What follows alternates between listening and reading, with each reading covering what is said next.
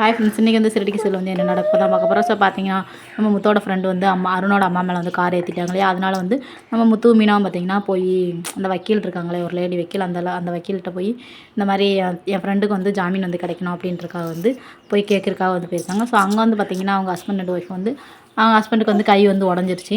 உடஞ்சோடனே பார்த்திங்கன்னா அவங்க ரொம்ப வந்து ஃபீல் பண்ணுறாங்க. எதுக்காக ஃபீல் பண்ணுறாங்க, ஏன்னா டெய்லி வந்து அதுக்கு பிறகு இவங்க தான் சமைக்கணும் அப்படின்றக்காக வந்து அந்த லேடி வந்து ஃபீல் பண்ணுறாங்க. சரின்னு சொல்லிட்டு பார்த்திங்கன்னா 2 பேரும் மாறி மாறி ஊட்டிட்டு சாப்பிட்டுட்டு இருக்காங்க. அதுக்கப்புறம் பார்த்திங்கன்னா சரி, எந்த விஷயம் இல்லை, எந்த பிரச்சனையும் இல்லை, இனிமேல் இந்த பிரச்சனை நான் பார்த்துக்கிறேன், ஜாமீன் தானே எடுக்கணும், அவர் இன்னும் காரட்டு அடிச்சுட்டு எங்கேயும் போகலை, இல்லை அவர்லாம் போகல மேடம், அங்கேயே தான் மேடம் இருந்தாங்க அப்படின்னு சொல்லிட்டு வந்து மீனாவும் சொல்கிறாங்க. சரிங்க, ஜாமீன் எடுக்க நான் எல்லாத்தையும் ஏற்பாடு பண்ணுறேன் அப்படின்னு வந்து அந்த மேடம் வந்து சொல்லவும் சரின்னு சொல்லிட்டு இவங்க வந்து கிளம்பி போயிடுறாங்க. போனதுக்கப்புறம் பார்த்திங்கன்னா அங்கே போய் அருணுக்கிட்ட போய் நம்ம அருணோட ஃப்ரெண்டோட ஒய்ஃப் இருந்துட்டு போய் கேட்குறாங்க, இந்த மாதிரி என் வீட்டுக்கார் செஞ்ச தப்பு தான், எப்படியா என் வீட்டுக்காருக்கு வந்து ஜாமீன் கிடைக்கிறதுக்கு எனக்கு ஏற்பாடு பண்ணி கொடுங்களேன் அப்படின்னு சொல்லிட்டு வந்து வேணுக்குனே அவர் பண்ணல, தெரியாமல் தானே அவர் இது பண்ணார், உங்கள் அம்மா தான் ஓட வந்துட்டாங்க அப்படின்ற மாதிரி சொல்லுவாங்க. சரின்னு சொல்லிட்டு சொல்லவும் அவங்க அருண் இருந்துட்டு மெண்டல் தானே என்றைக்குமேவும் அவருண்டு சட்டார்னு இவங்களெல்லாம் அடிக்க ஆரம்பிச்சிட்டாரு.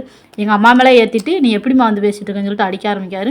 2 பேரும் அப்புறம் அவங்க கூட அந்த அந்த முத்தோட ஃப்ரெண்டோட ஒய்ஃப் கூட வந்து 2 பேரும் முத்து ஃப்ரெண்டும் வந்திருந்தாங்க. ஸோ அவங்களும் சேர்ந்து வந்து பார்த்திங்கன்னா மாறி மல்லு கட்டிகிட்டு இருக்காங்க. நம்ம முத்து மீனா டக்குன்னு வந்து காரில் வந்து இறங்கும். உடனே வந்து அருண் சொல்கிறாரு, முன்னாடி ஆள் அனுப்பிவிட்டு பின்னாடி வந்து என்ன செய்கிறாங்கன்னு சொல்லிட்டு வேவு பார்க்க வரையோ அப்படின்ற மாதிரி வந்து முத்து மீனா பார்த்து நம்ம அருண் வந்து கேட்டோன்னு பார்த்திங்கன்னா 2த்துக்கும் அப்படிலாம் ஒன்றும் கிடையாது அப்படின்ற மாதிரி வந்து ஜாமீன் கிடைக்க நாங்கள் ஏதாவது ஏற்பாடு பண்ணுறோமா, இவங்க வந்து ஏற்பாடு பண்ண மாட்டாங்கண்ணே, இவங்க வந்து ஹெல்ப் பண்ண மாட்டாங்கன்னு சொல்லிட்டு முத்தோட ஃப்ரெண்டோட ஒய்ஃப் வந்து சொல்கிறாங்க.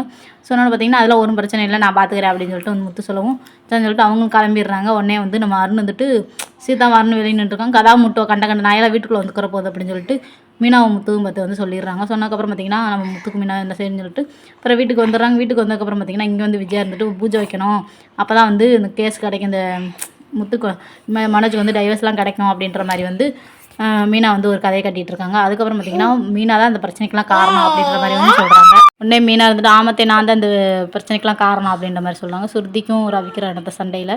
அதுக்கப்புறம் ரவிக்கு வந்து எல்லா உண்மையும் ஸ்ருதியோட அப்பா தான் வந்து எல்லா வேலையும் செஞ்சாங்கன்னு சொல்லிட்டு வந்து 9 லட்சம் வந்து கட்டணும் அப்படின்ற மாதிரி நம்ம ரவி போய் அவங்ககிட்ட சொல்லிடுறாங்க. உடனே அருணாச்சலத்தை வந்து நம்ம விஜயா வந்து சொல்கிறாங்க, நீயாவது ஸ்ருதிக்கிட்ட பேசுங்க அப்படின்னு சொல்லிட்டு வந்து சொல்கிறாங்க.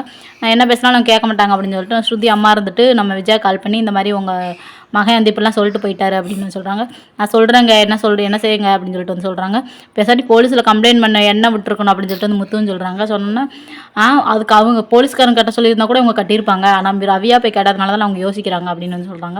சொன்னதுக்கப்புறம் சரின்னு சொல்லிட்டு வந்து ரவி வீட்டுக்கு வராங்க. வீட்டுக்கு வந்தாலும் சாரி முத்து, உன்னை வந்து நான் தப்பாக நினச்சிட்டேன், நீ எந்த தப்புமே பண்ணியிருக்க மாட்டேன், நான் யோசிச்சிருக்கணும், கொஞ்சம் கூட யோசிக்காமல் சட்டையெல்லாம் முடிச்சிட்டேன் அப்படின்ற மாதிரி வந்து நம்ம ரவி வந்து ஃபீல் பண்ணி முத்து வந்து சொல்கிறாங்க, சாரிடா என்னை மன்னிச்சிருடா அப்படிங்கிறாங்க.